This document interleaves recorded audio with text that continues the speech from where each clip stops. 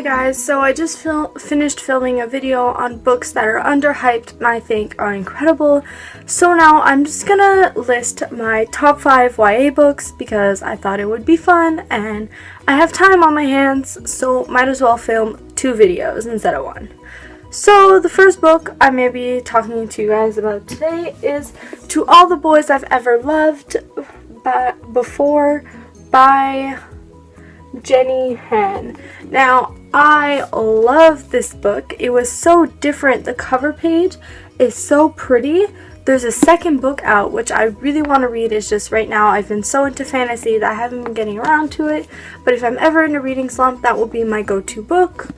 I just remember seeing the cover to this book and thinking, oh my god, it's so pretty, it looks so good. And then my stepmom was like, ooh, this book looks really good, so I went out and buy it. And the premise of this book is a girl, every time she breaks up with a boy, she writes a letter to him and she'll put it in her letterbox and leave it there. It's like her saying goodbye and moving on. And then her sister moves away and her boyfriend are forced to break up. And then she starts developing these feelings for her boyfriend. For her sister's ex-boyfriend, sorry. And then all of a sudden, all her letters are sent out to all her ex-boyfriends. And that is starting to freak her out.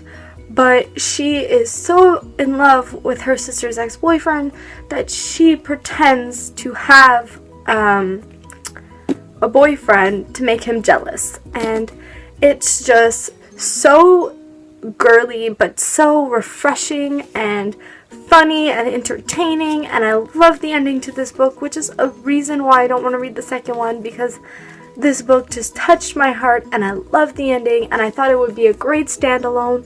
But you never know, I'll try the second book eventually. But yeah, this book was incredible and I highly recommend it, especially look how pretty it is. So yeah, next is probably a trilogy, I guess you can call it a trilogy, that you guys have all heard about.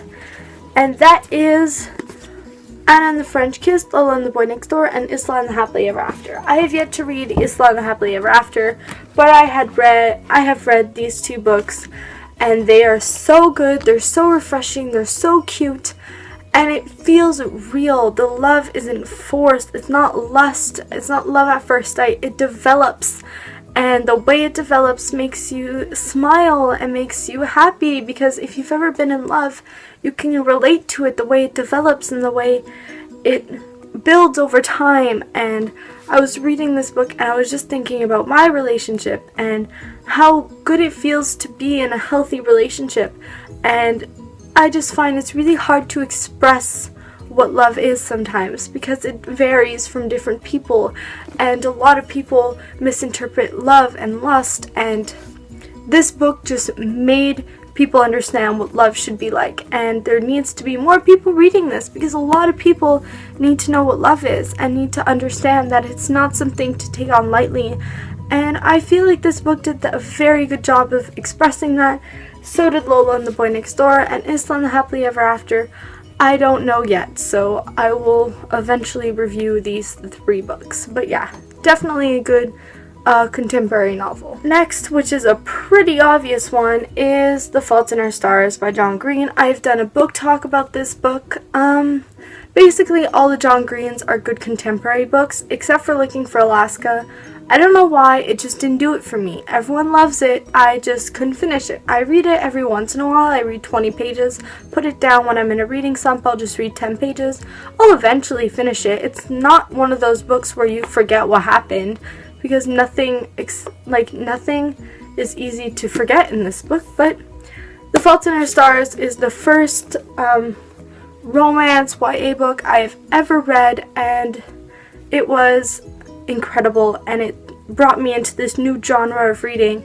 And I've always been a type to read a lot, but I wasn't a dedicated reader. I wasn't a book fanatic, and after this book I just always had a book with me. And it didn't make me a reader, but it changed what type of reader I was. And I did not know what was going to happen in this book. I went into this book having no clue except for the movie cover and I love the movie cover so much better than the other cover. I think it's so much prettier, but anyways. And I just thought that Hazel was going to die, and I'm not going to say whether my predictions were right or wrong, but boy, this book took me by surprise.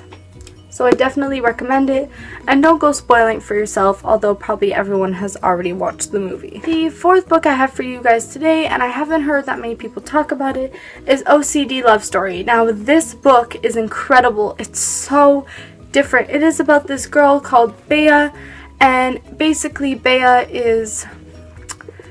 has this problem. She has this OCD, an obsession with boys, and she discovers to what level her obsession gets. And it's not that she's obsessed with dating boys, she will become obsessed and stalk one boy in particular. But she joins a group for people who have OCD, and she meets Beck, who also has OCD.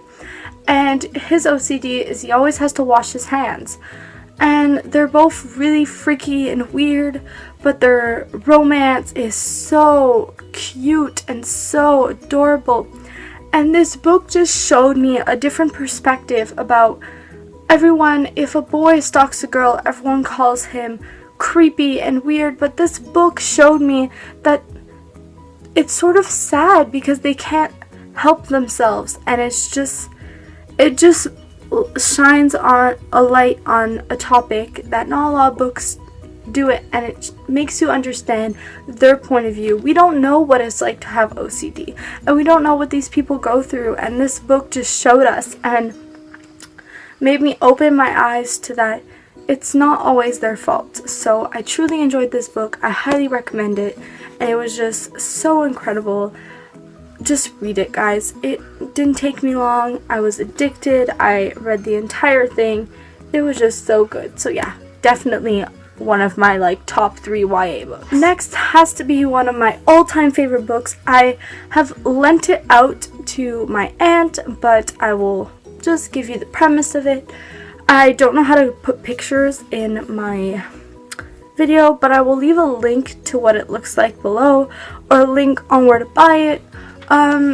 So this book is Love Letters to the Dead.